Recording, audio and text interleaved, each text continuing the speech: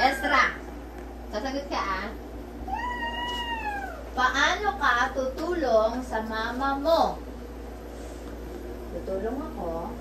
Tutulong ako maglaba at saka linis at saka hugas. Thank you, Dino. Thank you. Yun. Thank you, Ezra Faith Sarmiento. Ikaw naman, Avery. Paano ka tutulong sa mama mo? Maglalaba, maglilinis, magluluto, maglaplansya, maghugas, tapos po lahat po ng tuutusan niya, ako po lahat. Thank you. Thank you. Thank you for that wonderful answer, Avery. Isa pa, magtanong ka dito dyan. Medyo ano. Dito dyan naman magtatanong.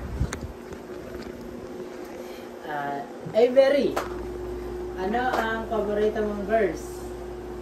From the book of Ephesians, chapter 61. Tagalog ay best go!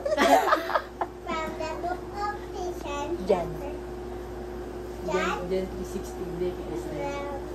Ulit, focus. Focus ka, matatalo ka niya. On the book. Jan 3:16 na lang sa Ezra. From the book of Sige, masulat pa sa bibig mo yan. Huwag mo tanggalin yung takip.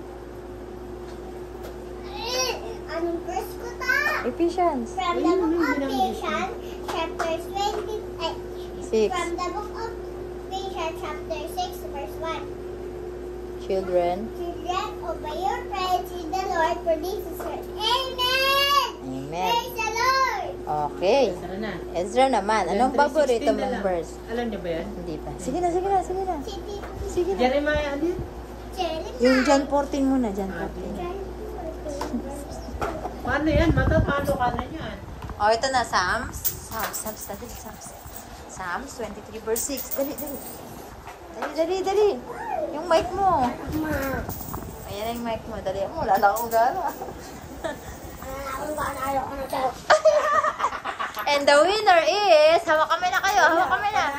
And the winner is Avery Lauren Joy. Wala, taano ka kayo.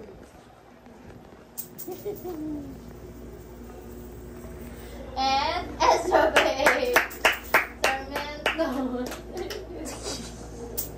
Panoorin na natin.